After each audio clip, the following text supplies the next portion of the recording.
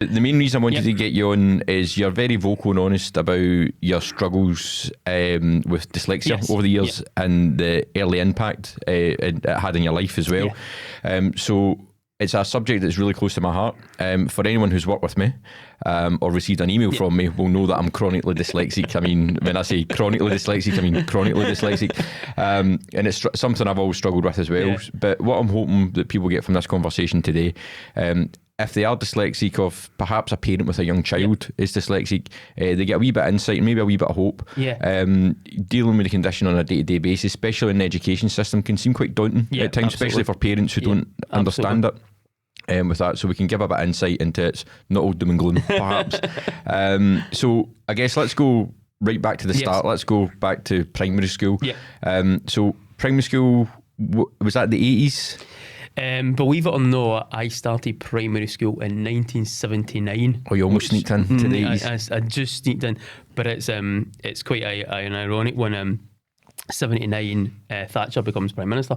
So it's one of those ones. And my dad always made a joke. My dad was a big socialist. He made a joke when I started in primary one, going, "See that woman Thatcher? She stole your milk." So I thought it was a really funny thing to say going into school. But it's it was a different era.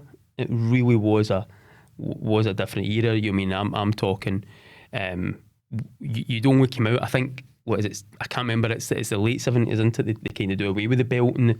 But still teachers were using that as kind of corporal punishment, really. I mean, so we got hit. We literally got hit at school. You know what I mean? My teachers would put you across your knee and whack you. And it's that kind of bit that it scars you slightly. So so the whole of primary school was really difficult. You know what I mean? I talk about it quite openly and honestly. It's like the one, if you're off 1% going to the moon, you're miles off by the time you get there, because I just started to notice as you got to P2, P3 that I wasn't able to do the same things that other people, but I'm quite vocal, so I narrated plays and because I can remember things, but I couldn't write anything down. I couldn't spell anything, and it just made you feel really, really different, really stupid. And you started to look at things like people would say, well, that's not, and I couldn't at that age. I couldn't really work out the why, if that makes sense, and my mum couldn't either. She was always going, at that stage there wouldn't have been a term dyslexia, really. There was because eventually we find out when I'm in secondary school, but even then, it was kind of put down to